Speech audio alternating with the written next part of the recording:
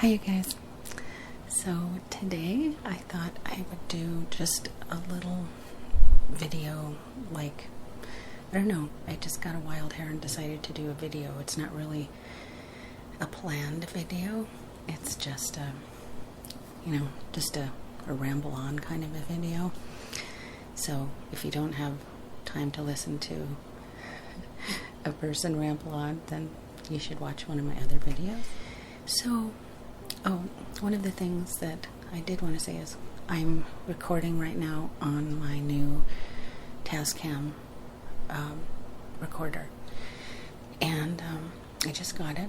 I got it for my ASMR videos because I needed a better mic for my ASMR videos, but I kind of use it for non-ASMR videos too.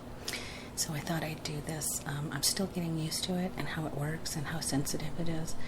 So that's why I'm wanting to record all my videos lately, even the non-ASMR ones, with this mic, just to see, just to learn how to use it, basically.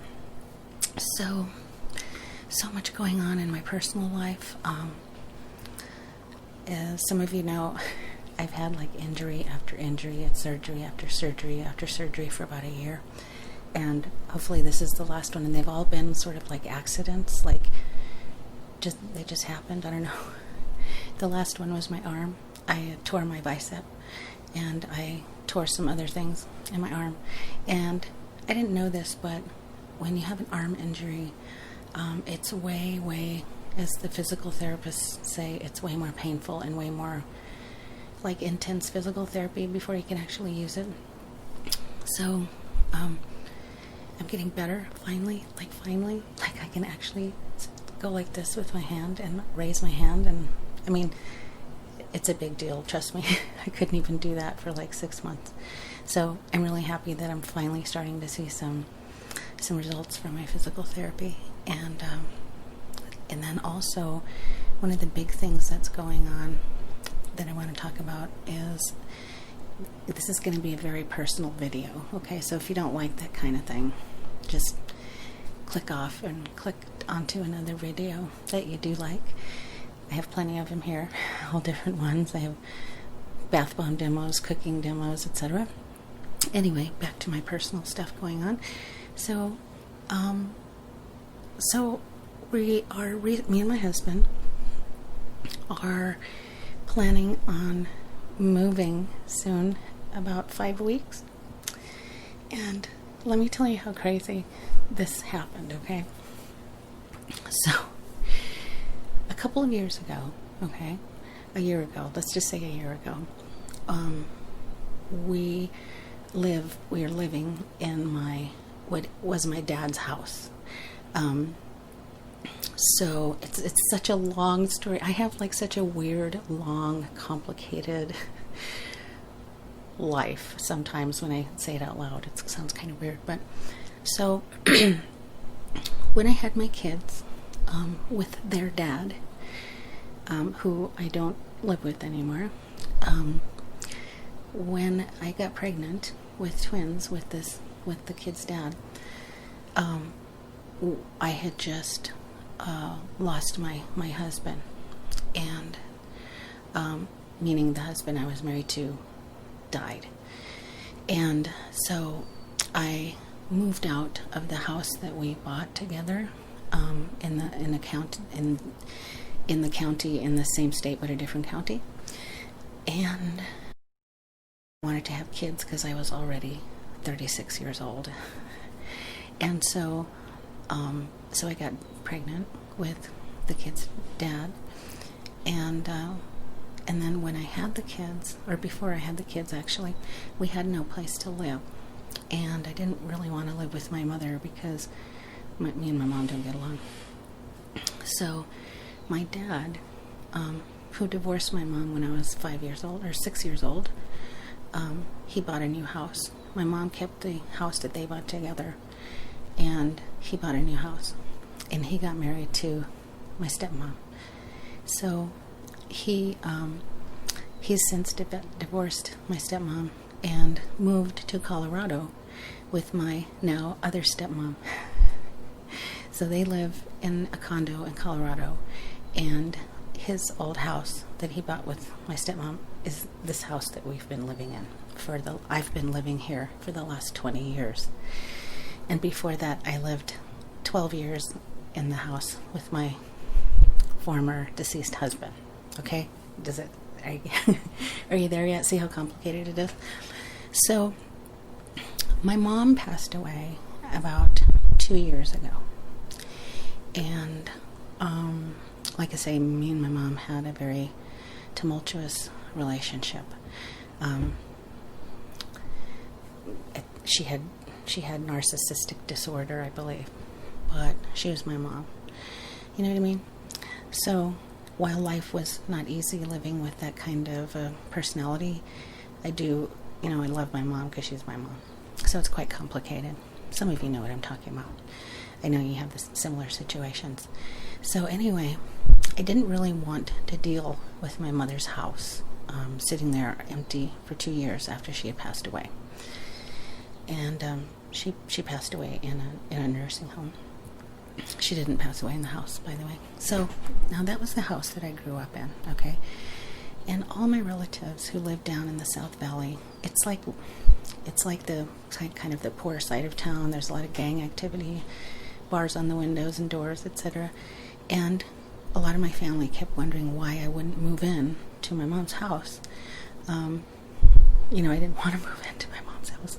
I didn't want to live there anymore in that part of town because I'd already lived there for like 16 years or whatever. And I'm raising kids, I don't want them to get involved with any kind of gang activity and drugs, which there a lot in that neighborhood. So I kind of figured that I would at least sell my mom's house someday or rent it.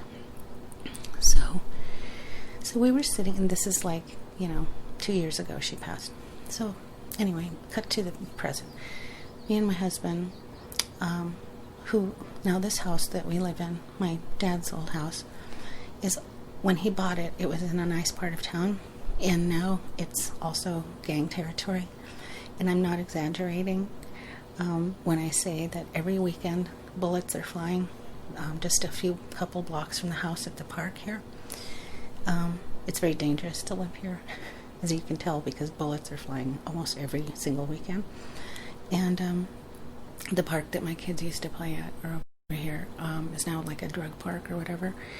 And so anyway, and again, we have bars on the windows and doors in this neighborhood now too, including my dad's house, because of robberies and crime. So me and my husband were like, man, this is getting old with all the crime around here and the crazy people that live around us that scream in the middle of the night for no reason.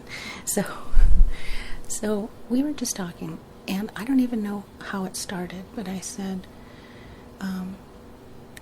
maybe I should contact Joy about selling Mom's house. Okay, so now Joy is my deceased ex-husband's daughter. At one time, when I was married to him, when he was still alive, she was also my daughter. She was my stepdaughter, basically. And so we are about almost the same age. We're very close in age, so that makes it kind of weird. But when she calls me Mom, and people are like, okay. So she's a real estate broker and a mortgage broker. So she's a real estate mortgage broker. So I just called her, and we still talk to each other. By the way, this is years later. I mean, Mike passed away like about 9 years ago, and me and Joy have still kept in touch all this time.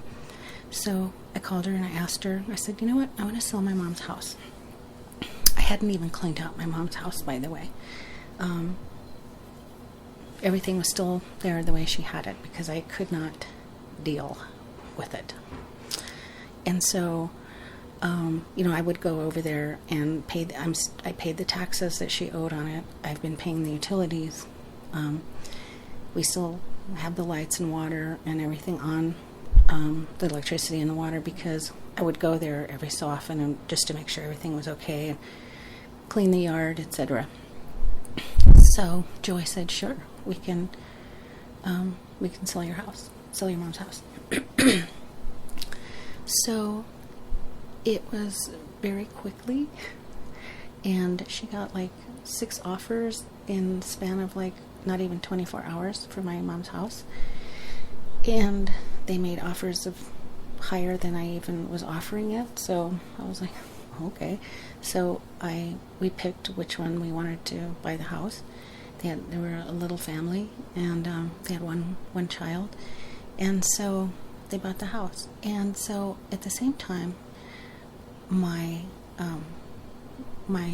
stepdaughter Joy, I mentioned that we wanted to see if we could take that money from selling mom's house and buy a new house. So she helped me a lot, and her new boyfriend, her husband also passed away, and her new guy, who's a sweetheart, is a real estate agent. So together they helped Doug and I, my husband and I, find a new house. And we looked at about 20 houses, and about 6 of them that we actually went to and walked around in were sold in a matter of hours. So we were like, holy cow. So it's definitely buyer's market, because the interest rates are so low. They're like 3.5%, which is like, they've never been that low ever in the history of man. So it's like, wow, right? That means that potentially a person who couldn't afford a big giant house before, the monthly payments, could now afford a big giant house, because the payments would be so low because the interest rates are so low. So we found ourselves in this situation. We just sold mom's house very easily. We had to go over there and clean it out, which was very difficult for me emotionally, but we did it. And my husband was wonderful. And so we saw this other house, and it was gorgeous.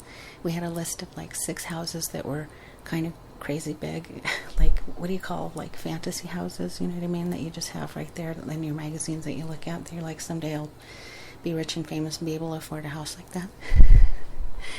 So one of those houses wouldn't sell like the other ones would sell. Like I say, they'd go out right from under us when we became interested. And there was this one that wouldn't sell, so we thought, we better hop on this house because it's going to go away too fast like the others. This house is like it's about 15 minutes away from where we live now, in another county called Rio Rancho. And so there's much, much less crime there. There's a whole different police department there. They're less poor than we are here in this county in Albuquerque. It's just a better place to live. And it's out in the boonies. Like, we don't have any neighbors in the back of us. We don't have any neighbors in the front of us. We don't have any neighbors to the side of us. And we have one neighbor to the other side of us. And the crime there is so low. The neighbors have never heard a gunshot there ever, which is like, wow. So we bought this house. We worked with Joy, and we bought this house. And so this house is like a dream house, basically. It's like a dream. And we're actually going to be living in this flippin' house. And then, so we told my dad, guess what? We bought a house. And so he decided he was going to sell the one we live in now. He wants to sell it. So we got with Joy and Todd again and said, can we now start to sell this house? And my dad, he's very old and he lives in Colorado, so he wanted us to handle the selling of his house, and he wants to handle it online. So basically right now we're selling in the middle of we haven't even finished selling my mom's house. We're starting to sell my dad's house, and we're starting to buy a house, and then we have to move in. So I'm going to be so flippin' busy. So that's what I've been doing. I've been trying to get better in my arm and dealing with this house stuff. And dealing with a lot of change and a lot of healing and growth, I guess, from dealing with, my mom's house and all those memories and stuff like that. So I'm going to, at some point, show you guys the house, take pictures and video, and I would like it if you guys were to join me while we move in, and while I buy things for the house, like furniture and everything. We'll plant a backyard, and it sits on half an acre, and there is nothing but dirt in the back and the front. It looks like a freaking baseball field in the back. That's how big it is. And so we plan on planting our gardens like we have here in the back in our little tiny backyard. We plan on having a pool, an in-ground pool, and we plan on having what do you call it? A greenhouse to grow vegetables and stuff that need more kind of heat, like a greenhouse environment. And we're building a courtyard with roses, etc., all outside. So that's what's going on. And then I wanted to talk to you briefly about Christmas as far as Lush is concerned. So there's so many things going on with Lush. First of all, Lush is deleting, I think it's 80 to 90 products that they sell in the store and online. When I say 80 to 90 products, that's for the UK. Okay? USA, and Canada are getting rid of a subset of those. So they're getting rid of like maybe 30 products out of their regular line. And they say, both US and UK say that they're going to add a bunch of new products, new exciting products. So I can't wait to see that. The Lush subscription boxes are going well, except, I don't know, what I buy them for, which sounds so bizarre, but I buy them for the one exclusive thing that they're going to have in the Lush Kitchen box that's exclusive to the Lush Kitchen box that they make. They've never made before. Like, they think of this new product and then they make it and include it in the Lush Kitchen product, in the Lush Kitchen subscription box. And then the bath products, like the bath bomb or bubble bar, I usually like too. In my opinion, there's too many shower products in there and not enough bath products. And before you shower, people start getting all defensive.